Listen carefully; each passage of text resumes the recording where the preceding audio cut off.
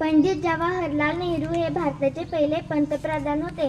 त्यांचा जन्म 14 नोव्हेंबर 1889 रोजी उत्तर प्रदेशातील अलाहाबाद येथे झाला. त्यांचे पूर्ण नाव जवाहरलाल मोतीलाल नेहरू असे होते. नेहरूंना जगातील सर्वोत्तम शाळा व विद्यापीठांतून शिक्षण घेण्याची संधी मिळाली. त्यांनी हॅरो आणि केम्ब्रिज येथे शिक्षण घेतल्यानंतर 1912 मध्ये बॅरिस्टर एट लॉ ही पदवी घेतली. पंडित नेहरूंना लहान मुले खूप आवडायची. मुले त्यांना प्रेमाने चाचा नेहरू असे म्हणत.